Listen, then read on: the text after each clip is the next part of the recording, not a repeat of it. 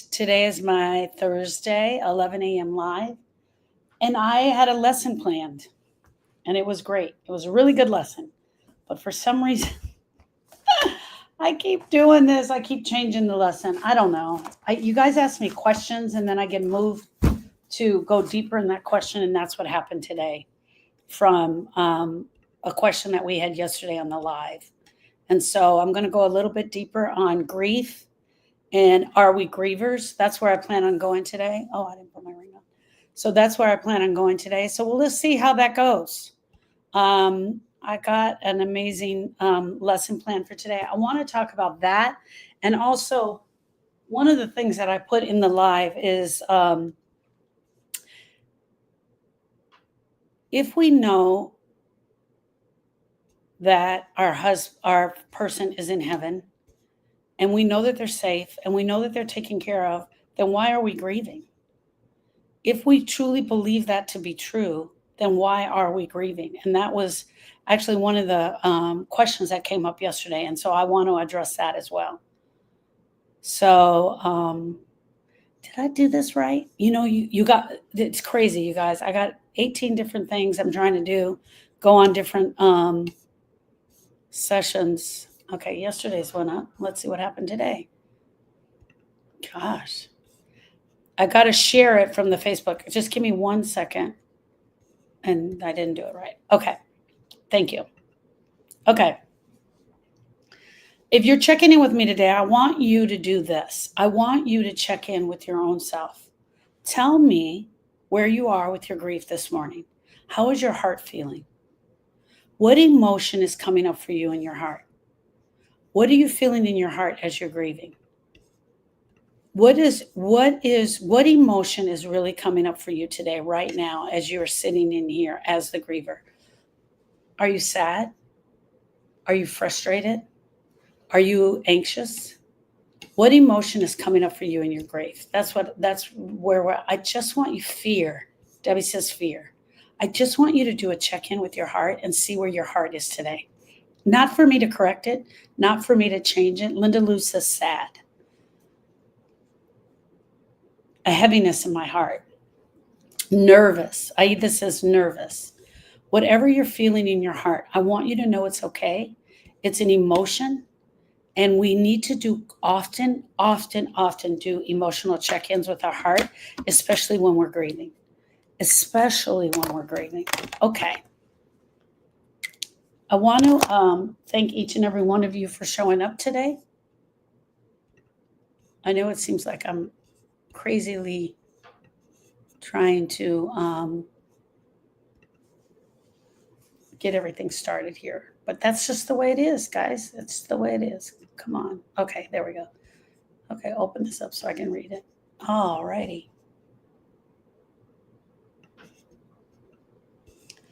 My name is Sharon Brubaker, and I'm a grief specialist. I sit with women as they're grieving, as their hearts are absolutely broken.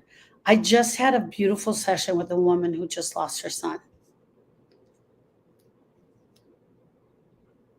And one of the things that she said to me, and this was something that I taught the other day, she says, I cannot accept this.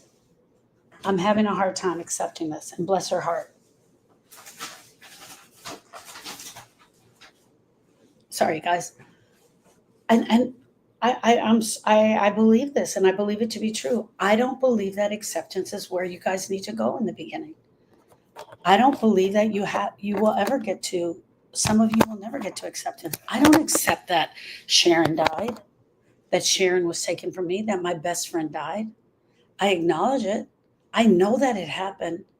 I'm in a different place in my heart, but I don't think acceptance is one of those places that I'm at. I just don't. And when you're asking somebody to accept the loss of the person that's just happened to them, that's hard.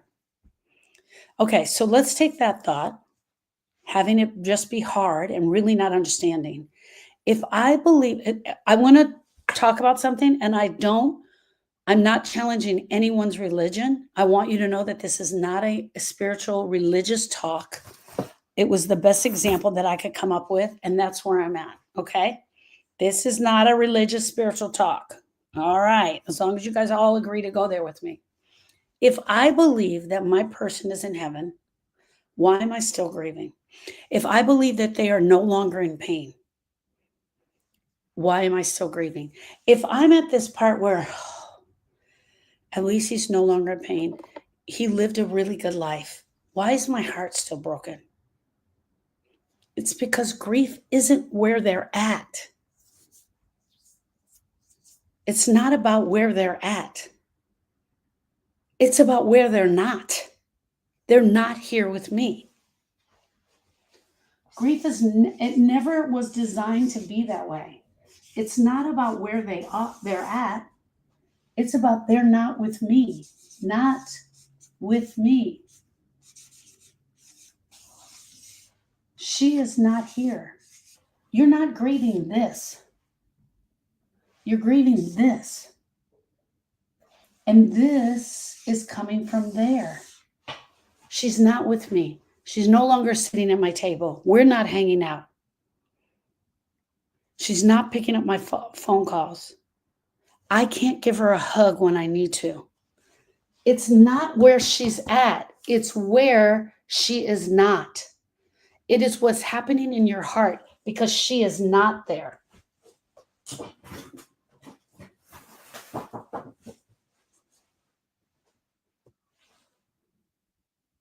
She's not hugging my children. She's not laughing. She's no longer here. No amount of faith is going to change this. Your religious walks and belief are not going to change this. Will they help you? Absolutely. Can you lean in more to your religious walk? Absolutely. Turn the camera a bit. Okay. Can you lean into your religious walks? Absolutely. But it's not about that.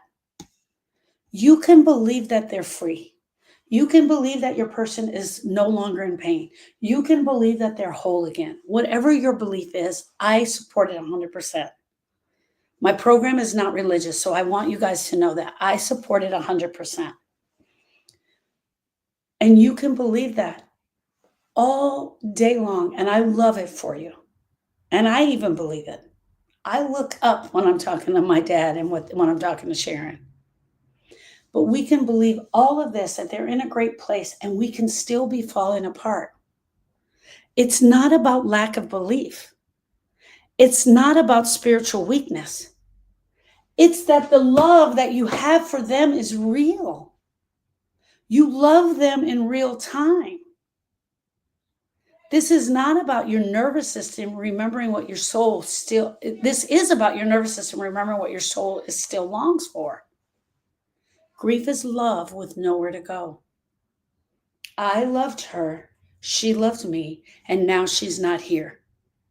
She took her love for me with her. Now I have this love, and what do I do with it? It's your heartbreaking relationship. Your heart is breaking over the relationship that is no longer here. It's not a question of eternity. I don't know. How many of you are questioning eternity now? Oh, she's going to be in eternity without me. Whatever those things are, whatever those questions are. I promise you this, if you go after the pain in your heart, a lot of those questions you'll have the answers to. You'll get those questions. You'll get those answers. Friends, you're not doing the grief wrong. You can grieve and still be a believer. You can grieve and still have your faith. They can go together. You can pray and still scream into your pillow and be mad as hell. You can trust that your person is with God and still wish they were here with you. You can trust that your person is with God, be mad as hell at God, and still be grieving. That's what it looks like when your faith and your love collide. When they collide with one another. It's not that your grief and your religion are not broken.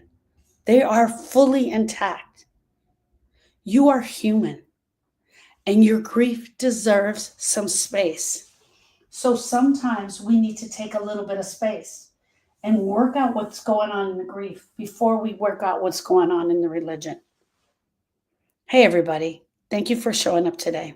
Thank you for being here. If you're just getting on, my name is Sharon Brubaker. I'm a grief specialist, and I sit with women as they are going through the grieving experience so they can feel supported and heard.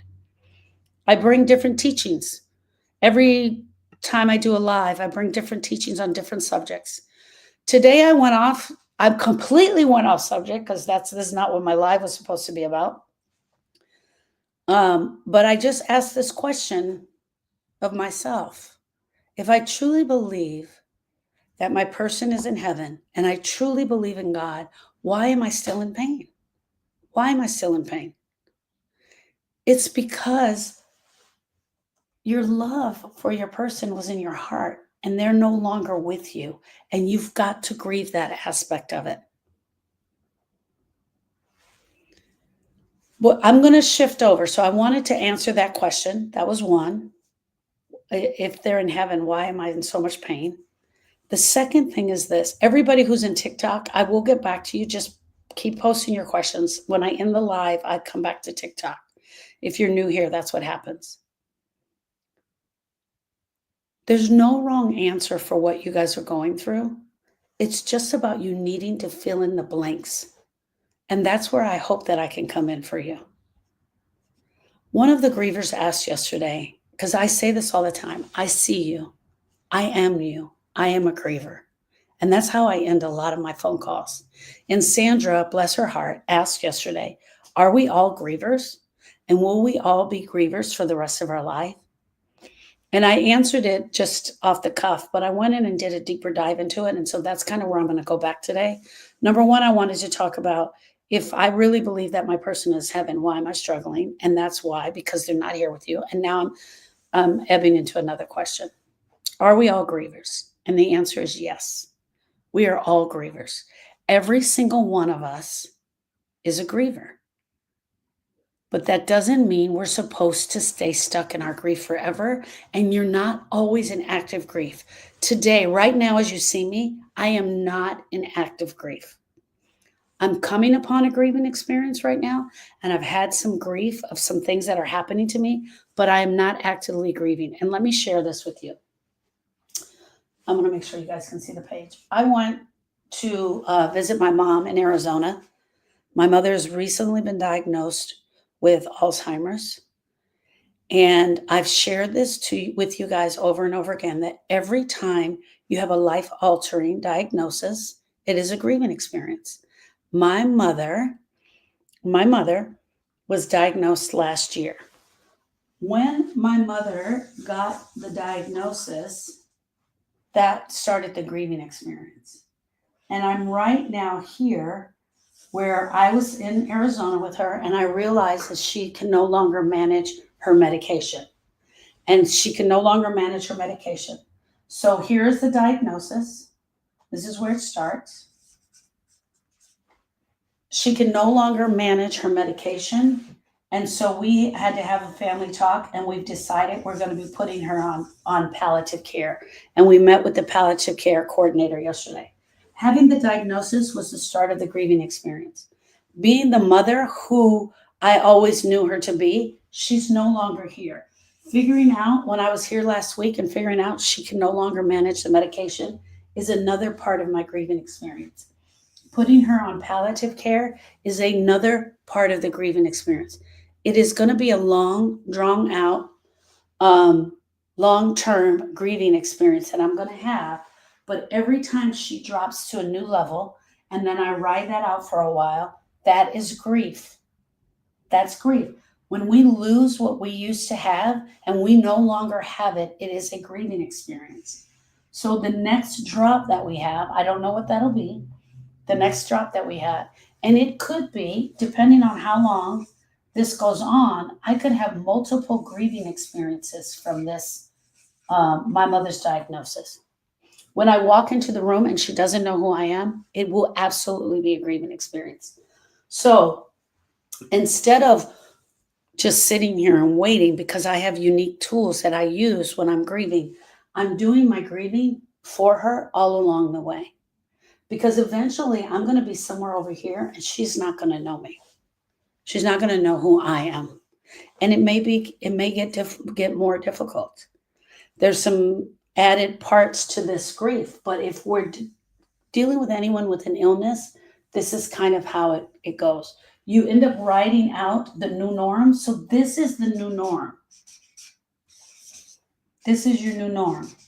You write that out for a while, and then you take a drop and you lose it. And every one of these drops takes you into a new grieving experience. So I just wanted to show you that. So as I stand here before you, I'm not in an active grieving experience, even though this week has been some grief has affected my heart with some grief. Okay, so here's the truth. Are we all grievers? Yes. Are we all in active grieving experiences all at the same time? No, that we are not. And that is one of the most honest and rawest answers that I could give you. And sometimes it causes confusion, especially when we are people of faith. I was talking about us, where's our person, right?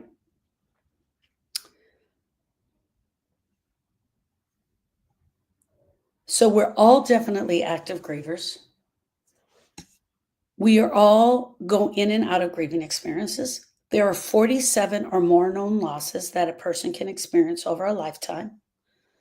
But I put two definitions in here today because one of the things was, if I know that my person is okay, then why am I grieving? Because your heart misses them. Your heart is longing for them. You want them to be here with you. They're no longer here with you. Grief is not about where they are. It's about where they're not.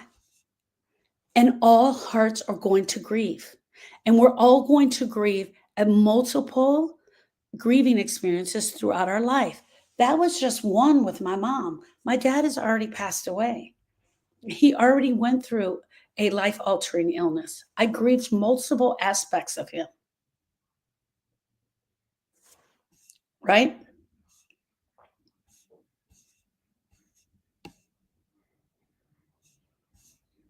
Hold on, I messed up my notes here. What did I do? Okay.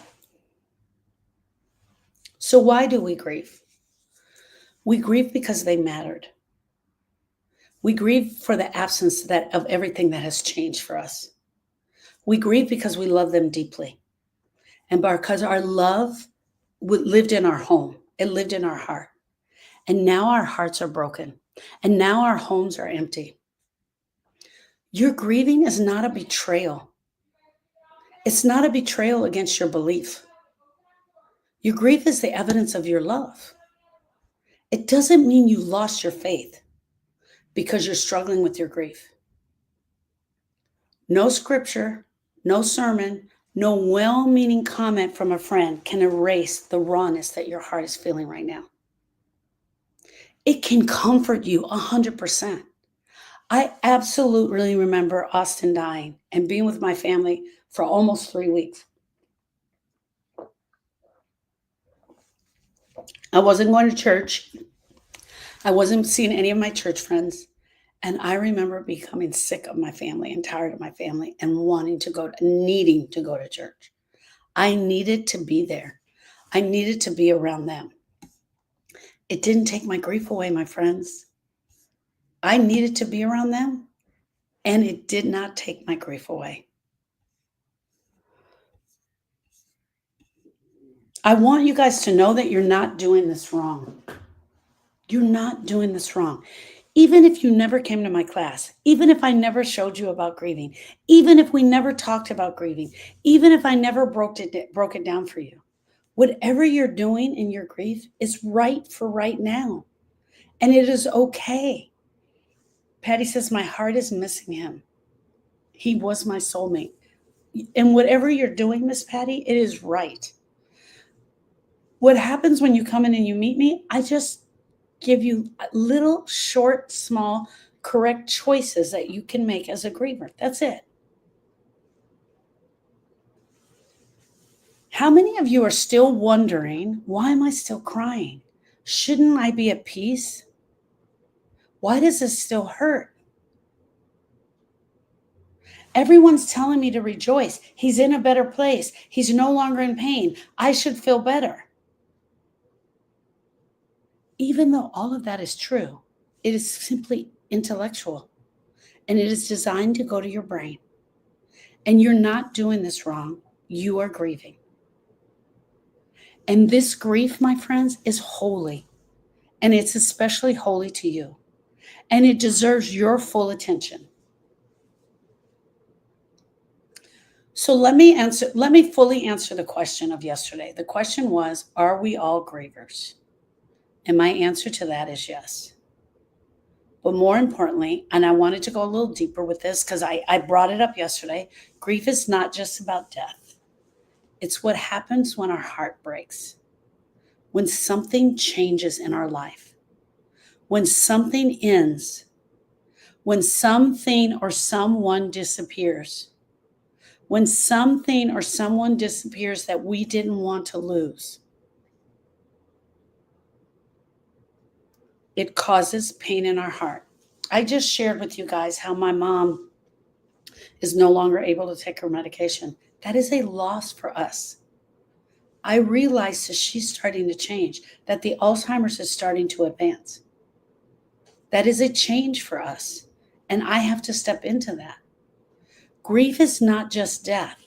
It's all the things that come before the death and all of the things that come after.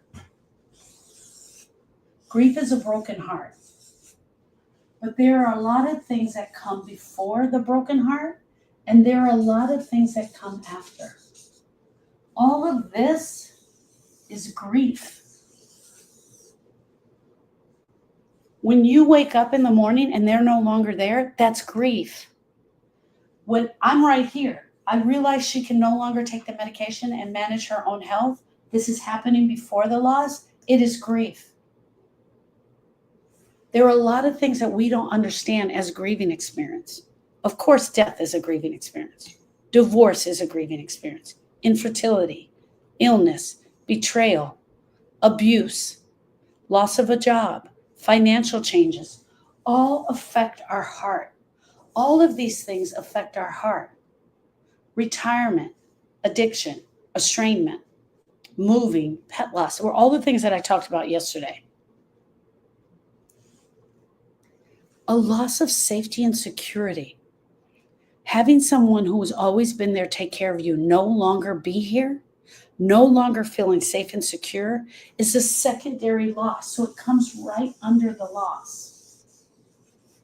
He always took care of me. He always opened the door for me. He always helped me. But now he's no longer here. And those things that he used to do now become a secondary loss. And the list goes on and on. Let me ask you a few questions. Other than death, have you ever had your heart broken? Other than a death, I want to know, have you guys ever had your heart broken? Did you get a breakup of a romantic relationship in high school? Did a friend bully you in high school? Did a girl say something to you that was totally embarrassed? Did you get embarrassed in front of your classroom in school? Did your teacher call on you and you not know the answer? Were you asked to read out loud and you stumbled all the way through it? How many times have you had your heart broken in your life? Hundreds. If you're telling the truth, you've had your heart broken hundreds of times. And all of these hundreds of times that you've had your heart broken was a grieving experience. Anytime you feel sadness in your heart, it's grief, my friends. It's the umbrella of the emotions, right? So it's the umbrella of everything that's going on in your heart. Those emotions, those sad emotions, are grief. Have you ever carried sadness, regret, longing that no one else could see? Have you ever had just been sad in your heart? Yesterday, I woke up and I was just sad. I think it was I think this is what I think. I think it was the end of the being gone and traveling, and I had to come back to my life. Ugh. and I have to pay bills, and I have to be here, and my house is a mess, and my daughter didn't do things that I thought were going to be done by the time I got back. All of that happened to me. I had to step back into my life. That was a grieving experience because I've been traveling for 2 weeks and it's been great. I've been someone else's house guest or staying at a hotel. So it was a combination of all of those, right? So I was totally taken care of. I get to step out of my life. Coming back from that is a grieving experience. We grieve multiple times a day, multiple times a year. Grief is not just death, and we have to understand it because here's why. We can have someone that is ill, right? So we're dealing with a life-altering diagnosis. And we lose that person. But while we're in the throes of their sickness, of them being ill, we're having to change things in the house. We have to bring in a hospital bed. We have now nurses coming in the house. We're talking to the doctors. We've had to leave our job. I had to quit my job to take care of my mom. Whatever those things are, those are all added to your grief. But none of this means that you're broken. It means that you're a human. If you're feeling it and you're allowing it, it means that you're human. And being a griever doesn't mean that you are destined to carry this pain forever. And it shouldn't. You should never carry this pain forever. It means that grief has knocked on your door. Grief has knocked on your door. And now the question becomes, will you answer it? Will you open the door, allow the grief in, and do what needs to be done? Will you do the action steps necessary to move the pain? For many of us, the moment that grief enters our life, it feels like we've been thrown into a club that we never asked to join. And that's the truth. For all of you, you have now entered the club that you never asked to join. Welcome. Welcome to the Grievers Club, my friends. I know that none of you wanted to be here. Not a one of you. I sure didn't. There was no warning. There's no orientation. And no one is giving you the way out. No one's giving you the map. No one said, hey, this is the island. And then you travel here. You take a left. And then you go up a little bit. And then here's the island of happiness. No one's giving you the directions on how to get there. They just don't. We are literally left out here to figure it out on our own. And that, I think, is one of the hardest parts about being a griever. When someone you love is taken, your world is shattered. You're grabbing onto anything you can. Everything is loud and silent at the same time. Everything is fast and everything is slow. Your head is spinning. The ground beneath your feet does not feel solid.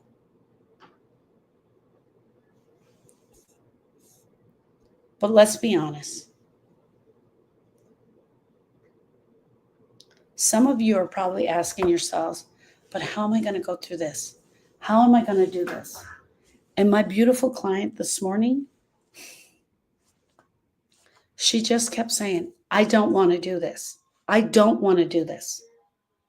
And it's true. I have never met anyone that said, I want to do this. Oh, please allow me to get into the grieving. Please allow me to be a griever. No one ever says that. Am I the only one going through this is one of the questions you ask yourself. And the answer is no. Because I guarantee you, everybody you're sitting next to, everybody you're talking to, everybody you're going to church with, everybody that you're working with, they are all grievers. They are all grievers, but they all have a different thought about how to handle this. They all have a different intellectual thought about how to do this. No one is going to escape this earth without grieving. Nobody. We will all eventually be a member of this club. And let me tell you something about the club. There's no president in the club. I'm sorry. There's no president. There are no instructions when you enter the membership. You do not have to sign an acceptance waiver. It's just absolutely awful and terrible. I'm sorry if you guys can hear the twins. They're home. They're sick. Grief doesn't care how good you were to them. It doesn't care how much love you had for them and how much they loved you back. It doesn't care how strong you are. It doesn't care how kind you are. It doesn't care about any of that. And when you finally connect with that, that you are absolutely grieving and you're 100% in this club, and you start to accept that, or not accept it, acknowledge that, it changes everything. Once you say to yourself, I acknowledge that I'm grieving, I am a griever, and I am on a grieving journey, that's all you have to do. It will absolutely make a difference for you.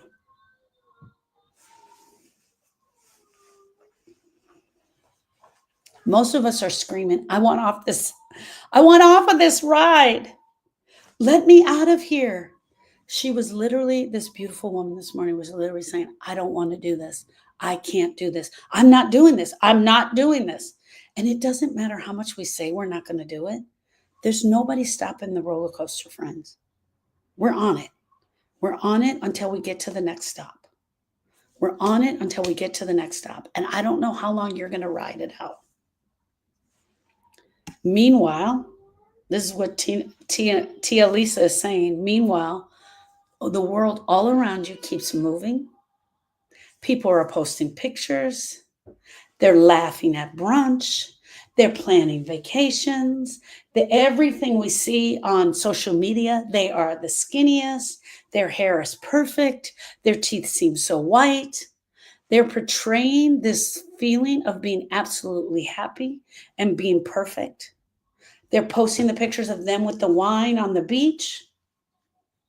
And all you're trying to do is just breathe without collapsing. You're just trying to take your next breath. And we look around at what other people are doing. I had a griever tell me once, I hate that she still has her mother and I don't have my mother. How can I not have my mother? And this makes us so angry. It makes us so angry that everyone else is going on with their life and I'm left over here on a journey that I don't want to be on. And it should make you angry, my friends. It absolutely should make you angry. Because the world shouldn't have stopped when your person died. But it did. Your world shouldn't have stopped, but it did. And it's one of the hardest pills to swallow. Here's what I need you to know. You're not going to bypass this. There's no shortcuts. There's no list that I can give you that you can check off in your heart. I can't give you a checklist of how to grieve. And when you do these 3 things, then everything will be good.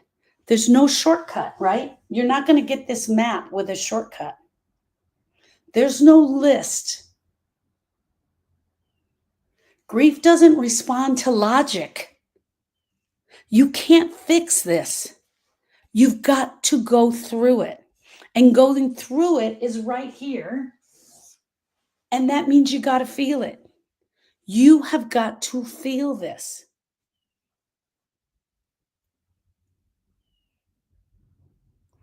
You cannot muster enough strength to try to push yourself through this. I don't care who you are. And let me just be honest with you guys. I'm the strongest person I know. I am a strong ass woman. I have been through a lot. And I can take a lot of shit. And I can hold a lot of weight. But I could not force this grief thing. As much as I wanted to, as much as I tried, I couldn't. And you're not going to be able to either. Now, you can pretend that you're strong, or you can go into acting. You can act strong, and that will work for a while. But I want to tell you, you will not be able to muster up enough strength to push through this. Why? because grief is going to demand your attention. Grief feels like it is in control. And for a lot of us, it is in control. And this grief is going to demand your attention. And it will wait. It will wait until you've decided that it is time. Your grief will wait, but it won't wait in silence forever. It will wait in silence for a while. It will show up in your body. It will show up in your mood. It will show up in your thoughts. It will show up in your energy. It will show up in your health. It's going to keep rearing its ugly head. And as long as you are just okay with, I think I can make it through this. I think I can do this. As long as you're just okay, it will stay silent for a while. But I want to tell you this, you're not going to be able to avoid it forever. You can pretend, but I promise you, you're going to need to chase it. It's going to chase you down. So I want to go back to the beginning of time, the beginning of my time, the beginning of when I first became a grief specialist, and what and how I used to describe grief. Grief is a broken heart. It is absolutely a broken heart. It's not that your heart broken too, but it feels like it broken too. Grief is a broken heart. Grief is the tightness in your chest.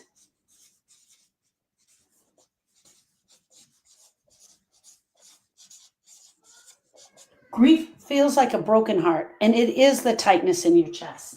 It is your brain fog. It is the nausea. Grief is a broken heart. You feel the pain in your chest. It is the nausea. It's the brain fog. It's the rage. It's the silence. It's the silence from others around you not talking about it, and you also go in silence. All of this is going on at one time, and it is the anxiety.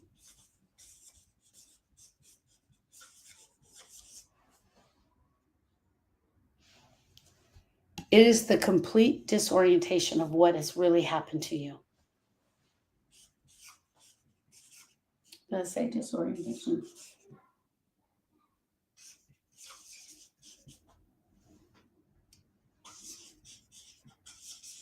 Thought I was spelling it wrong.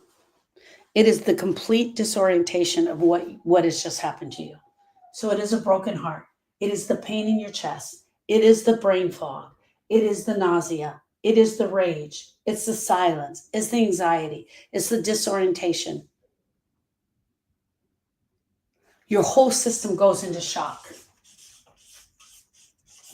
Now, hear me out on this. You can be here, here, here, here, here, all at the same time.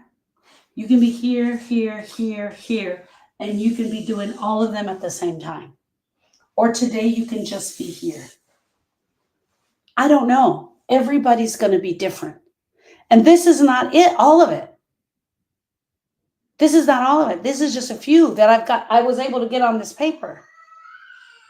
We're going to go up and down. We're going to go left and right. Grief is unavoidable when we've lost our person. You can stay as busy as you want. You can push it down. You can act like you're fine.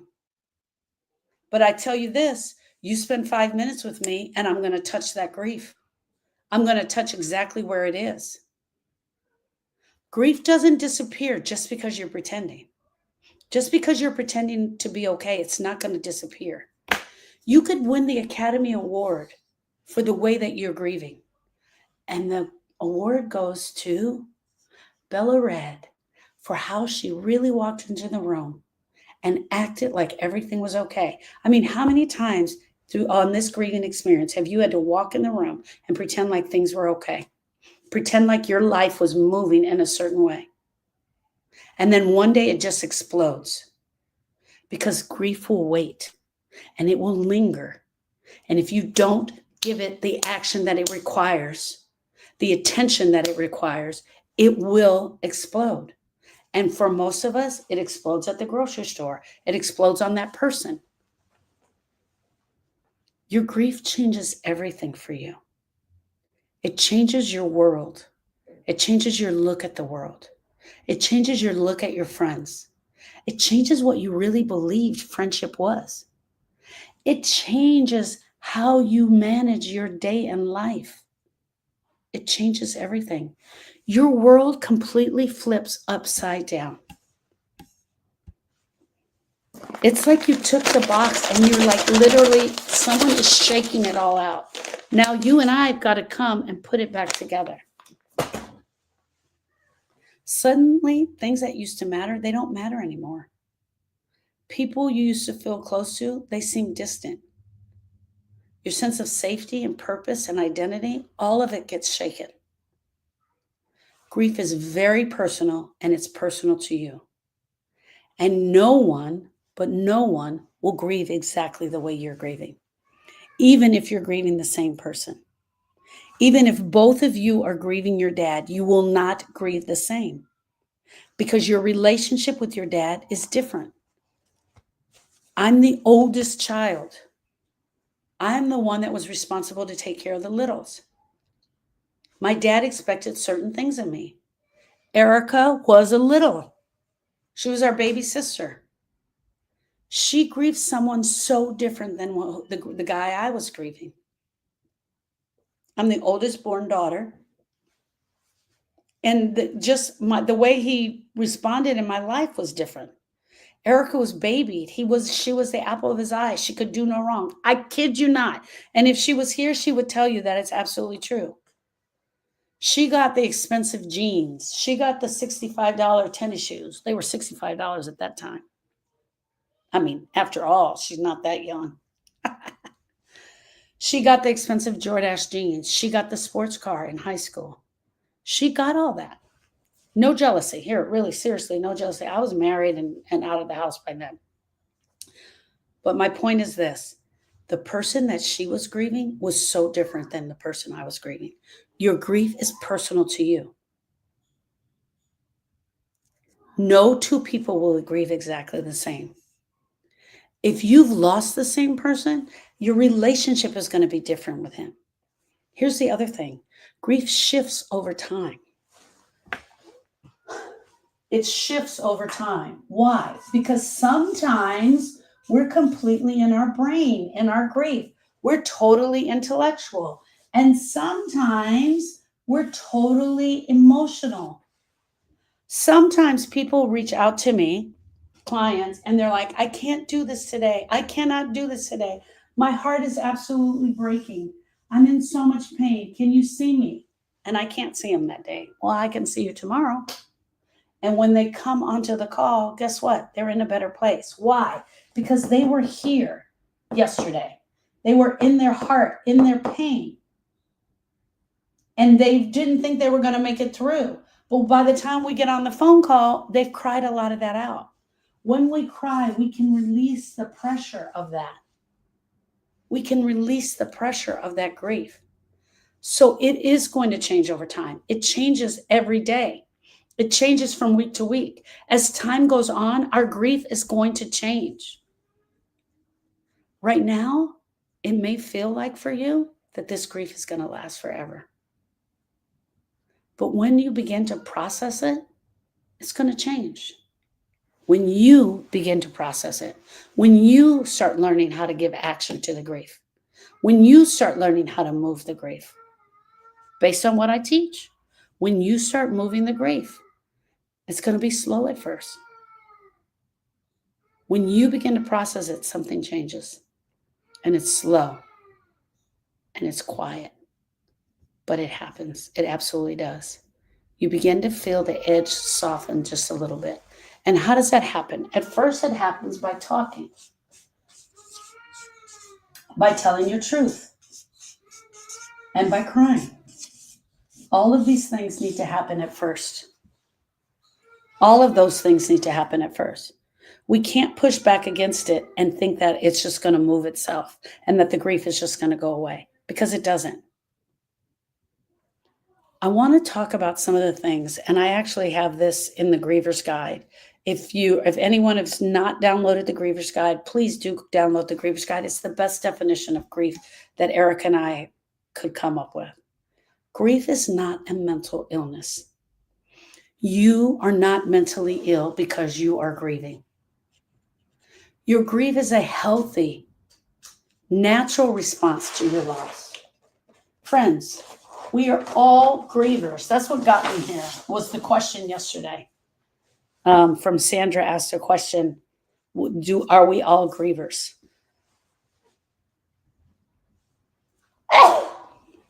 Excuse me. We are all grievers. Grief is not a mental illness. Your grief is healthy. It's a healthy and natural response to your loss. Grief is a healthy, natural response to a loss of any kind. Thank you, Erica. Grief is a healthy, natural response to a loss of any kind. We grieve because we love. We grieve because we love, and our love had nowhere to go. Our grief is not designed to make us crazy or broken. It was never designed to that. If you are a person that lives and walks on this earth and you have a heart that is capable of loving, then you will grieve. Grief is not a pathological condition. You do not need to be cured of it. You need to move through it. Grief isn't linear. It doesn't go in a straight line. It's not 5 stages. You're not going to get to stage 1 and stage 2 and then stage 3. There's no clear path for grief. I don't know how it's going to be for you. It is not this. It is more like this.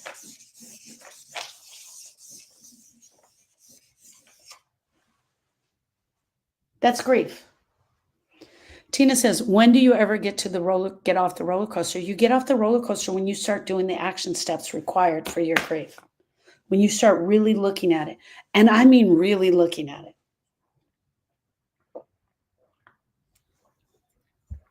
You have to look at the grief. You have to look at what was left unsaid. You have to look at what is still broken in your heart. For some of us, and everybody's different, but for some of us, it's the last day. For some of us, it's I never got to tell him these things. For some of us, he was a jerk. He was a total jerk. I don't care that he's gone, when actually we do. I don't know what those things, the final things are going to be that you need to say, but every single one of us needs to understand that grief is an emotional experience that takes place in our heart, and grief is communication that never took place of an emotional nature of all the things that we still need to say. I needed to tell my dad what an amazing dad he was, but I also needed to tell him that I was really mad about the spanking that he gave me in the 6th grade. And both of those are true. Joey said, I'm still grieving 31 years after my daughter died. Yes, Joey, I believe that. And I'll tell you why. Because you haven't completed your relationship with your daughter. Okay, guys, I'm going to show you completion. Austin was born on March 2nd, 1996. And I was at the hospital moments after he was born. And Austin and I, in his 10 years, we lived this amazing life together, just the two of us. I was his aunt. I took care of him. I babysat him. I was Erica's big sister. I was involved in a lot of things in Austin's life.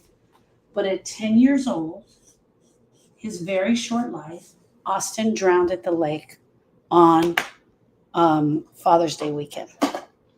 It was the first experience with loss that I had. I had a couple before that. My grandparents were gone, but with somebody so close to me, as close as he was. I had to go and review and do some work on my relationship with Austin. And if you see this, I hope you guys can see this. It's a little different color. It's a little curlier. When I did the review of my relationship and everything that I still needed to say to him, everything about my broken heart, everything about my grief, when I did the review, I was able to close the circle. But here's the deal about closing the circle. It didn't bring my person back. It just closed the circle of the brokenness in my heart.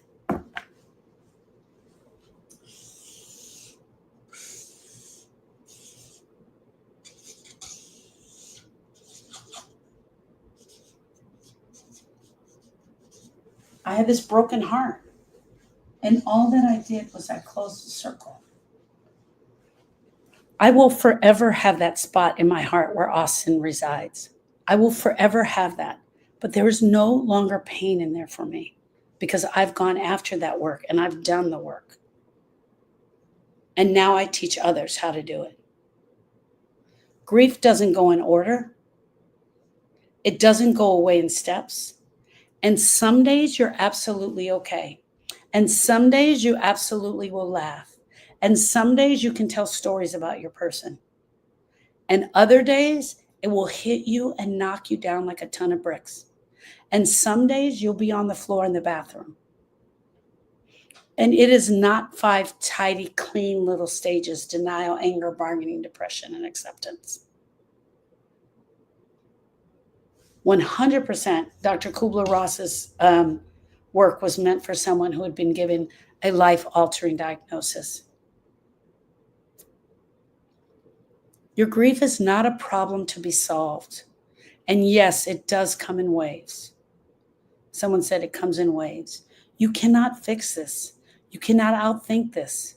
And you cannot outfeel it. You've got to go through every aspect of it. And you are not weak because you haven't figured out how to grieve. You're not weak because you're crying.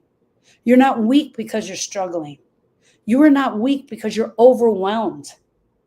Because grief is making you overwhelmed. All of those, crying, struggling, feeling overwhelmed, that's a part of your strength. That's your humanity showing up.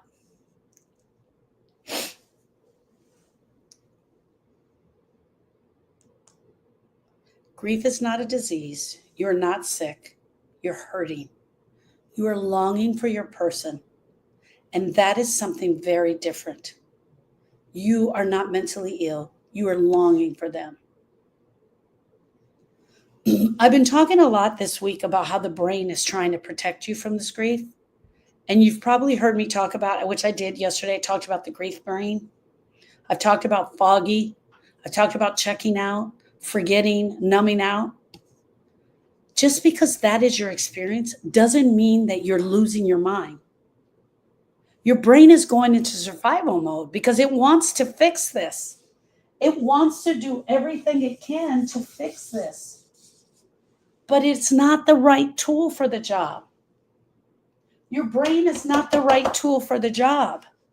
If I asked you to paint this room blue and I gave you this marker, how are you going to do it? If I give you this marker, how are you going to paint this room blue? You can't, because this is the wrong tool. The brain is the wrong tool for the job. And many of us go after fixing the grief by using the brain. I'm just going to pretend like I'm okay. I'm going to pretend like everything is okay. I'm going to walk in the room and I'm not going to say his name. That's your brain. And the whole time your brain is also sending you these thoughts. Oh my gosh, they don't even know you're grieving. Why aren't they even talking about it? Why isn't anybody saying his name? Don't they know that my heart is absolutely broken? Your brain goes into survival mode, but it is the wrong tool for the job. The tool for the job, my friends, is this, is your heart. We've got to go through the center of the heart. We've got to go through the emotions. We've got to talk about the emotions. We have to express the emotions. For many of us, the brain will tell us that this pain is too much. So it tries to shut down areas so that we don't feel the pain.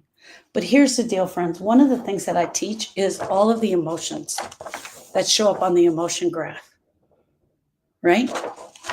I teach about the emotions that show up: shame, miserable, humiliation, depression, powerless, grief, regret, disdain, guilt, blame, evil, vindictive.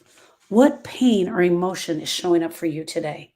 What pain, what emotional pain is showing up for you today? Your brain is trying to stay away from that. It's trying to stay away from any negative emotion that it can. It thinks that it's its job to stay away from it. But the truth is, if you're a griever and you're feeling broken, your job is to feel this pain. Yeah. Pretty lady says, I'm sick of putting on a happy face. That's pretending, right? That's pretending in our grief. They force us to pretend, you guys. They, being society, force us to pretend. They force us to pretend to be okay. Your brain tries to make you forget. Thank you guys for all the beautiful gifts. Thank you for all the beautiful gifts. Your brain tries to make you forget. It keeps you in a daze. It reroutes your attention to things that have nothing to do with the grief. Okay. I can't even tell you how many times I'm going to show this on the board because I got to show you guys this. Your brain, oh man, I should have said that. Your brain tries to keep you away from feeling certain things. So here's me. Here's Austin. Okay? And here's me. Austin drowned at the lake. He was 10 years old. Here's me trying to figure out grief. Here's me, Austin drowned, and I'm trying to figure out the grief for me and for Erica. But all of a sudden, I'm now mad at my brother, Keith. I'm making this up. This story's not true. I'm mad at Keith because Keith is only worried about what food he's going to serve at the repast. He is hanging out with his friends.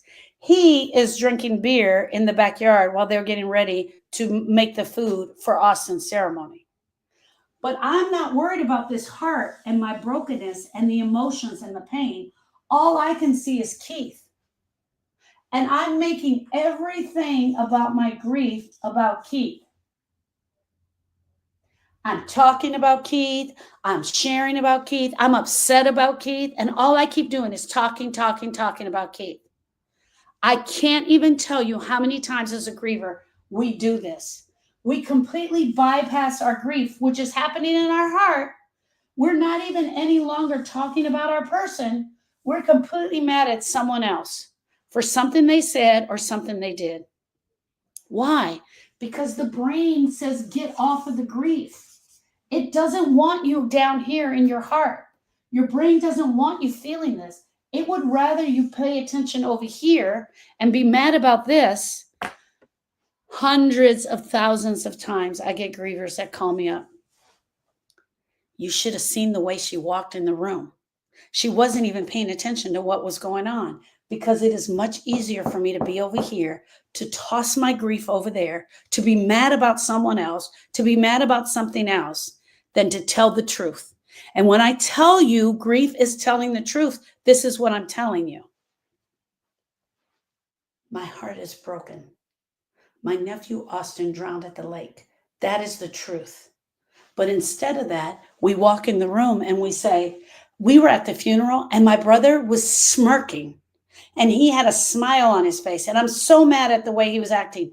And for days in and days out, I kid you not, the griever will stay right here, because every time I go here, it hurts too much. How many of you are doing that? How many of you are throwing your grief into something else because it's too hard for you to go through it? Your brain makes you forget. It keeps you in the daze. It reroutes your attention to anything but the pain. It reroutes your attention to anything but the pain. Some of you, the brain keeps you in autopilot, just going through the motions. I don't care. I just got to go to work. I just have to show up over here. I just have to do this thing. Once I get home, I'm just going to go to my room. I'm just going to scroll on TV. I'm just going to scroll on my phone. I'm just going to scroll on my phone, because as long as I'm scrolling on my phone, I don't have to think about my person. Have you ever forgotten why you walked into a room and completely blanked out? Now, that happens to all of us. It especially happens to me, but it really happens to the griever. You blank out in the middle of conversations. You don't want to do the dishes in your sink. You allow them to pile up. You don't want to get in the shower. Why? People get shocked that they don't want to get in the shower, because trying to take off your clothes and get everything you need for the shower ready takes too much energy. The other thing is, you don't care. You really don't care. I don't care if I stink. I don't care if I don't brush my teeth. You don't care. People tell me all the time, they come in, they're like, I haven't taken a shower in 2 weeks. So don't. Don't. If you can't do it, then don't do it. And don't by any means allow anyone else to put pressure on you in your grief. Don't allow people to put pressure on you. By all means, grievers have choices. And if one of their choices is they're going to lay up in that bed and smell like crap, it's none of your dang business. Leave them alone. They will get around to it when they are absolutely ready. You should take a shower. You should, Sage, you should. But sometimes we can't. The thought of doing it is too much and too overwhelming. When you are ready and when you cannot stand yourself, you will get up and you will do it. When you are hungry enough, you will get out of that bed and you will go get something to eat. When you have bypassed hunger enough and you get hungry, you will do it. Debbie is saying 4, 5, 3, 2, 1. It's one of the things that I teach, is that we can count backwards. It actually comes from Mel Robbins. She talks a lot about getting ready to go do something. But here's the deal. Let's say you're laying in bed. I'm just going to go here because Debbie brought it up. Let's say you're laying in the bed and you know you've got to go clean the dishes. Let's use that one. You know you have to go clean the dishes. You know they've been piled up and you know they're stink. And you're laying in the bed and you're like, I don't want to do this. I don't want to do this. But for your husband's sake, you know you want to have those dishes done tonight. I'm just adding that to the story. I want to have it done by 6 o'clock when he walks through the door, so he can see that I'm trying to do something in my grief. And it's 5:15. There's one or two ways that you can do it. You can either do the 5, 4, 3, 2, 1 method, or you can look at the clock and say at 5:16, I'm going to stand up and go. 5, 4, 3, 2, 1. What are you doing? You're tricking your brain and giving it something else to concentrate on. We're tricking our brain by concentrating on the numbers. You're just tricking your brain. If you look at the clock and you say, I'm going to get up at 5:15 and I'm going to do this, you're just watching the clock, and at 5:15 you stand up. 5, 4, 3, 2, 1. At 1, you stand up. This actually came from Mel Robbins. She teaches it a lot. You stand up. Here's the deal. At 1, you must stand up. At 5:15, you must stand up and you walk right to the sink. Do not stop and collect $200. Do not pass go. Walk right to the sink and pick up the first dish and just start doing it. If you need to rinse it out, once you pick up that first dish, then you pick up the second dish. I promise you, by the third dish, you're in there and you're doing the thing that you don't want to do. Same thing with paying the bills. You're going to forget to pay the bills. If you're not got it all on auto withdrawal, you're going to forget. Your brain is just going to forget. Either make sure someone else is checking it for you, or you're going in there and checking it often. Your brain is doing what it's designed to do, and it's designed to protect you. But here's the hard part. That same brain has also helped you survive up until now.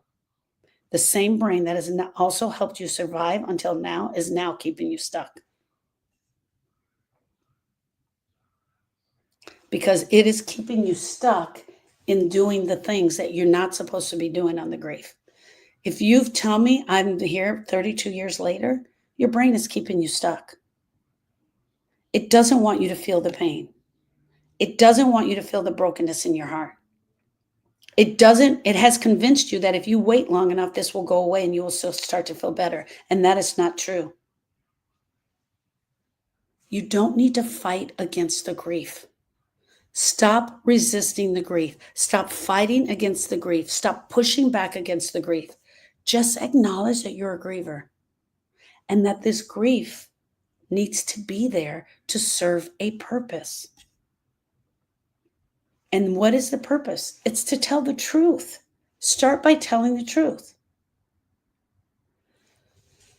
Let me tell you part of the truth that most people won't tell you. They won't tell you the truth about grief because they insist upon saying the dumbest things. Here's the other thing. We don't have the bandwidth for the dumbest things. Grievers, listen to me. It feels like your skin has been completely ripped off your body. Every nerve ending you have has been exposed. Everything that they say, the next thing that they say that comes out of their mouth is going to piss you off. I promise you. Hear me when I tell you this. It is going to piss you off. Everything happens for a reason. God will never give you more than you can handle. You know, they wouldn't want you to be sad. How do they know? None of those things are helpful. They are all intellectual comments. They are all intellectual comments designed to go to the brain. Those comments are designed to go to the brain, not the heart. They are speaking directly to the brain. People in our circle are speaking directly to our brain for a number of reasons. One, they don't want to see you cry. Two, they don't want to bring up your person and upset you. Yet, little do they know you're upset all the time anyway. Your heart is absolutely broken. They don't want to upset you. And the truth is, you're upset. None of the things that they're going to say is going to help you. Because it's not about healing. It's about whether they're uncomfortable or not. It's absolutely infuriating the way that other people treat us in our grieving experience. And it's true. It should be. When I tell you there's no rules for you and how you're going to grieve, there are no rules. There are no rules. That's why I said you may not take a shower. And Sadie, or whatever her name was, came in here and said, you should take a shower. There are no rules. Grievers have choices. Not taking a shower, not eating, not grieving, not going through the grieving process is a choice. Staying stuck in your grief is a choice. I'm sorry, I have to say it because it's absolutely true. Some days you will absolutely forget that your person is gone. Some days you will laugh. Some days you will enjoy the cup of vanilla ice cream. And the next day you'll be rolled up in a ball. You'll pick up the phone to call them. You will send them a text. You will hear them call your name in your head, and your heart will remember. And every time that happens, you think you see them in a crowd, it will knock the wind out from under you. And then someone will come up and say, aren't you over this already? And you will want to throat punch them. Absolutely. But grief doesn't work like that. It's not their timeline. It's yours. No one gets to tell you how to grieve. Not society, not your boss, not your pastor, not your priest, not the nun that lives next door. This is your grief, and you are the best griever for this grief. You are the best person to decide how to do this grief.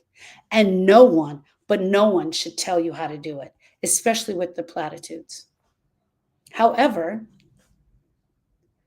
I will guide you. I don't do it for you, but I will give you some tips on how to do it. I absolutely will. And here's something that I haven't been saying, and I'm changing my tune. You can heal from a broken heart. And for us to keep saying, I'll be like this for the rest of my life is wrong. I'm living proof of it. I lost Austin in 2006. He drowned at the lake. He was 10 years old. In 2013, my dad died of prostate cancer. His prostate cancer metastasized to his bone. My dad was sick. He got diagnosed in 2007, the year after Austin died, and he died in 2013. In 2015, Austin's brother Donovan was killed in a motorcycle accident. And in 2017, my best friend Sharon was died of glioblastoma, brain cancer. Last year, my mother was diagnosed with Alzheimer's. And I'm here to tell you, friends, that will probably not be my last grieving experience. And this will probably not be your last grieving experience. Endless Journey says, I'm a first timer here. My husband died in on May 4th. Endless Journey, my heart to yours. We're so glad you're here. Welcome to the group. Can you do us a favor, Endless Journey, and just share his first name? Just his first name. And when she shares his first name, everyone, can we tap the screen? Joey says, when they tell me that, I would say, no, I would tell them that their place is with me. And that's what Erica says. Antonio, everyone, can we tap the screen for Endless Journey and Antonio? You can cry your eyes out and still build a life of purpose. You can miss them and still find peace. I promise you guys. The pain will shift, and the pain is ugly. And what has happened to you guys is not fair. And you will absolutely feel broken. But it will shift when you do the work. Suzanne says, my dad, my mom, my nephew, my niece, my nephew, my brother were all loves of my life. And my brother is gone. And I did my work on all of them. Suzanne is a beautiful lady. We've worked together. Except for my brother who died this Tuesday morning. My heart to you, sister. Truly my heart to you. I guide you through. I show you how to do this. The pain will shift. It shifts when you do the work. And when we take out the pain, what you're left with is more love of the person. You're not a forever griever, but you are a griever. And you are probably actively grieving right now.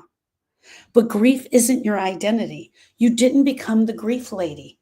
You're not the grief sister. You're not the grief mother. It is not a final destination. It is a chapter in the whole book of your grief story. What is your grief story? Who were you before the loss? Who are you now?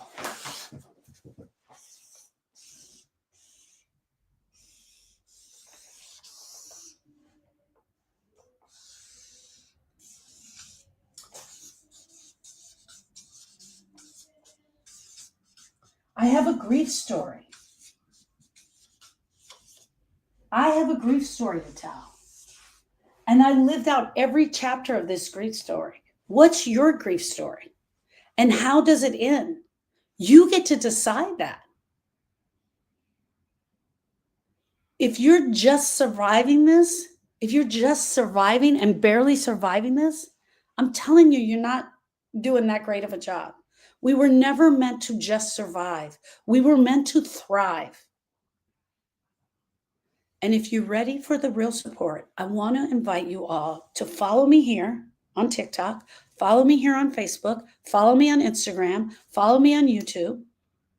Go to the link in the bio that says Beacons AI, the Grief School, and download the Griever's Guide. Or you can start right here. Hit a TikTok, click the link that says click here for hope. I'm giving it to you complimentary. I'm giving back to the community of grievers that we're building. And when you're ready, you can One of the offers you're going to get is a 6-part video series that I've done with the journal, just talking about the definition of grief. Friends, I want to tell you this. You do not have to do this alone. Grief was always meant to be done in community. You don't have to carry this pain forever. Suzanne is telling you the pain gets replaced with the love. I can sit here today. I couldn't sit here today if it was not for Sharon.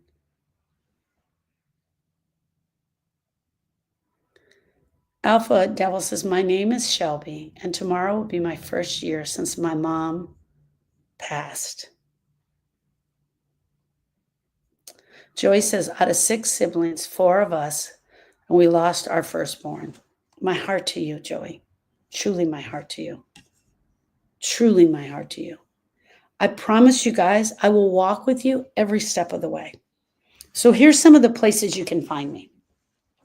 I do lives on Tuesdays, Wednesdays, Thursdays, and Saturdays. I'll be back on Saturday morning. I do something called Grief Study Hall every Tuesday from 1 to, from 1 to 3 Central Standard Time. And that's on Zoom. And I like that on Zoom because this way I can coach you on any area that you're stuck. The Griever's Guide is also something that I give back to the community. It's also a great way to find out. You can follow me here on TikTok, Facebook, Instagram, all the places. I'm in all the places. But here's the thing I want you guys to know. We were never given the instructions on how to grieve. We just weren't. We were not given the book on grief.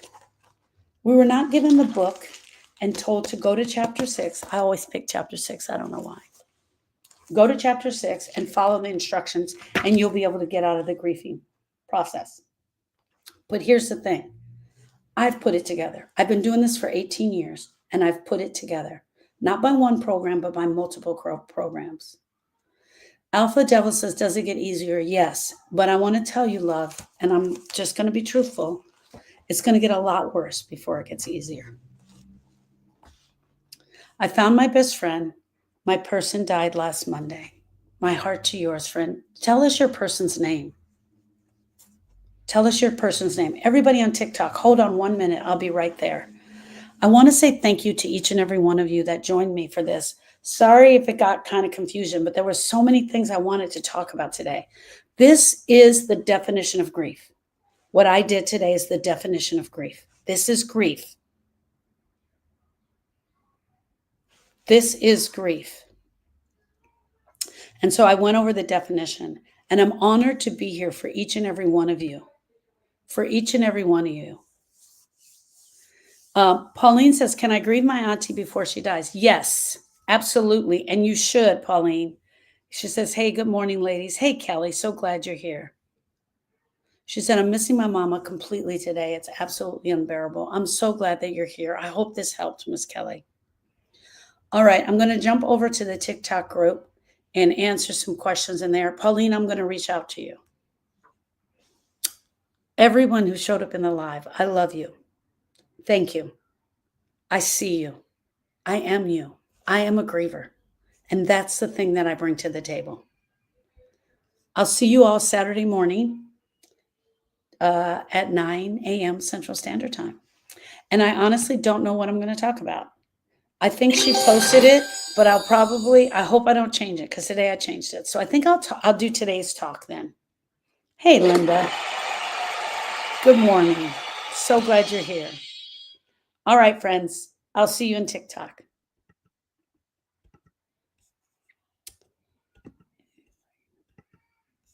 All right.